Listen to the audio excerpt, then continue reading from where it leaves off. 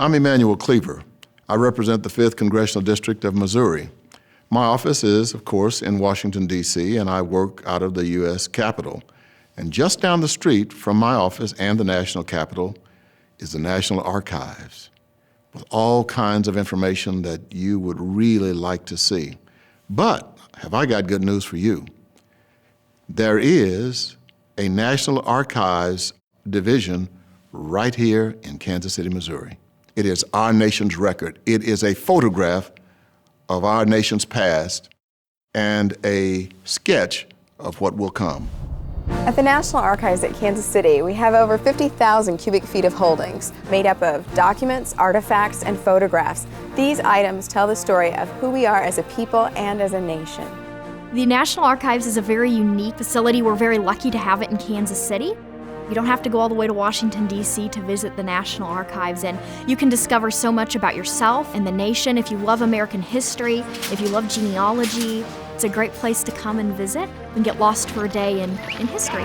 President Obama's great-grandfather's draft card, the transcript from Brown versus Board of Education of Topeka, whale recipes, a patent for an odorless coffin. Did you have any idea that these items are right in your backyard? At the National Archives at Kansas City, you can uncover countless stories behind federal documents, items and artifacts from the heartland of the United States, all stored in Kansas City, Missouri.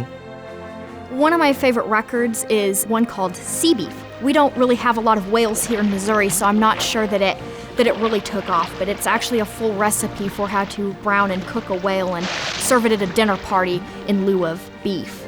My favorite record from the National Archives is a criminal case from the early 1930s involving the Edward Bremer kidnapping. Specifically, within these cases are letters written by Edward Bremer while he was a hostage of the Carpus Barker gang, one of the most notorious gangs of the early 1930s. The story is so amazing, it really belongs in a Hollywood script.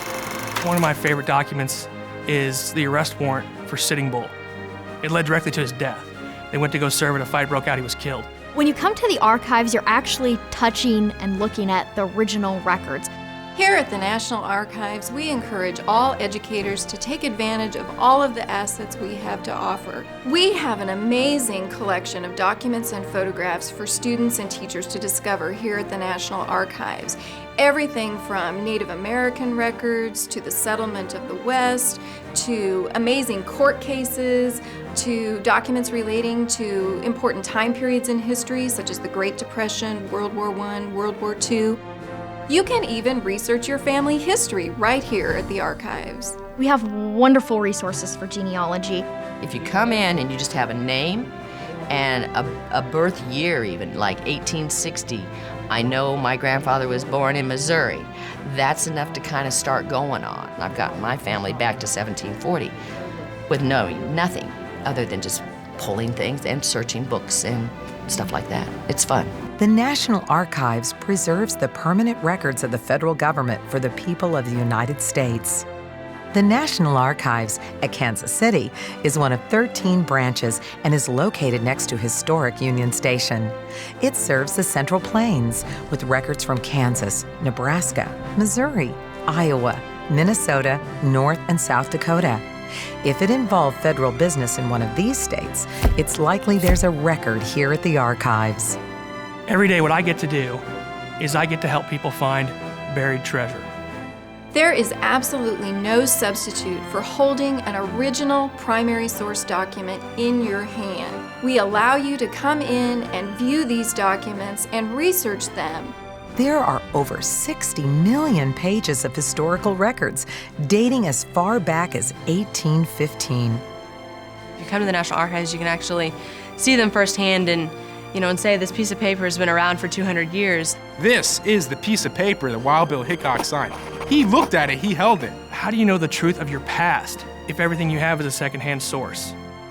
It's the actual proof that things did happen, and it's not going to get hidden, by someone who doesn't like the idea that this happened. The past tells how we got to where we are and points to where we're going at in the future. It's free to visit and search the records at the National Archives because the records belong to you. the American people. I feel like the National Archives at Kansas City is full of precious jewels just waiting to be discovered. I think when teachers and students leave the archives, they're left with a sense of utter amazement that we have saved all of these wonderful documents for them that they never knew existed right in their own backyard. You should come to the National Archives to investigate both your past and this country's past. So please come and visit us and enjoy the records. Now that we've educated you about the National Archives, the only thing you need to do now is go there. They're waiting just for you.